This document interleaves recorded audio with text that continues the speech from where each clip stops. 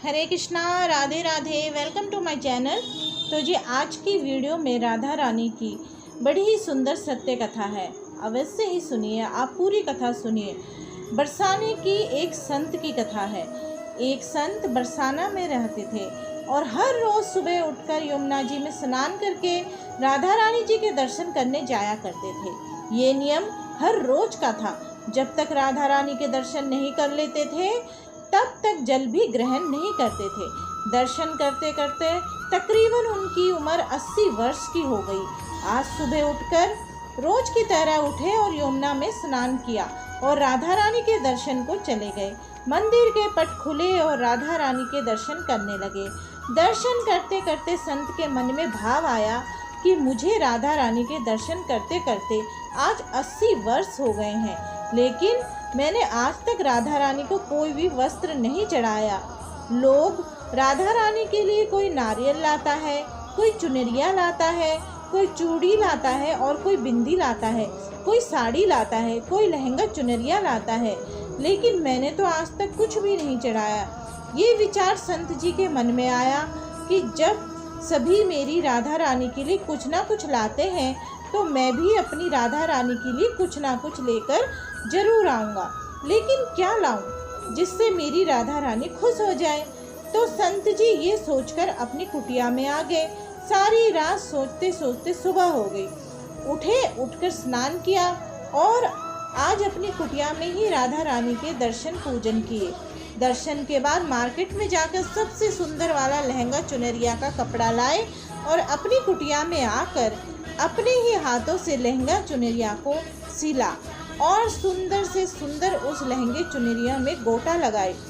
जब पूरी तरह से लहंगा चुनरिया को तैयार कर लिया तो मन में सोचा कि इस लहंगे चुनरिया को मैं अपनी राधा रानी को पहनाऊंगा तो बहुत ही सुंदर मेरी राधा रानी लगेंगी।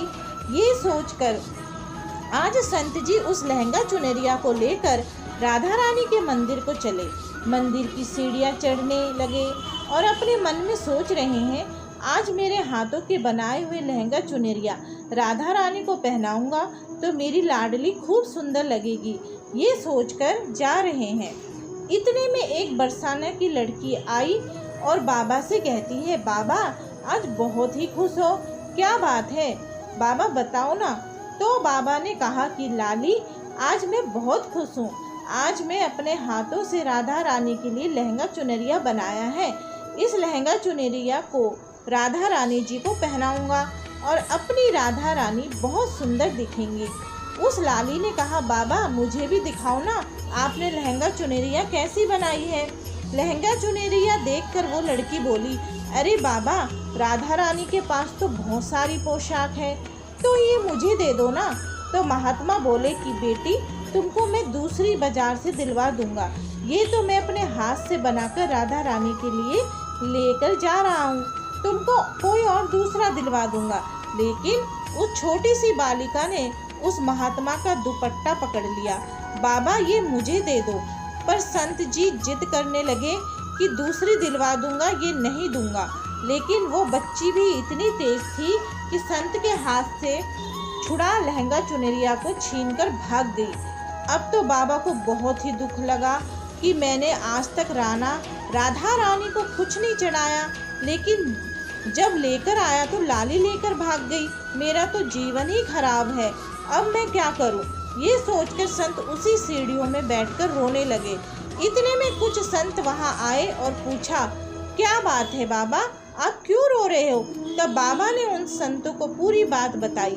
संतों ने बाबा को समझाया और कहा कि आप दुखी मत हो, कल दूसरी लहंगा चुनरिया बनाकर राधा रानी को पहना देना।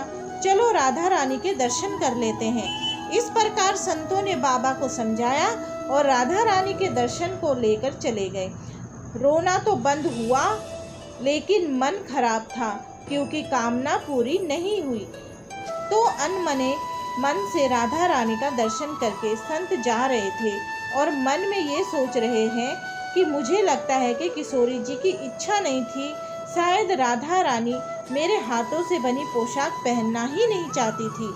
ऐसा सोचकर बड़े दुखी होकर जा रहे हैं। मंदिर आकर राधा रानी के पट खुलने का इंतजार करने लगे। थोड़ी ही देर बाद मंदिर के पट खुले तो संतों ने कहा, बाबा देखो, आज हमारी राधा रानी बहुत ही सुंदर लग रही हैं। संतों की बात सुनकर जैसे ही बाबा ने अपना सिर उठाकर देखा, जो लहंगा चुनरिया बाबा ने अपने हाथों से बनाकर लाए थे वही आज राधा रानी ने पहना था।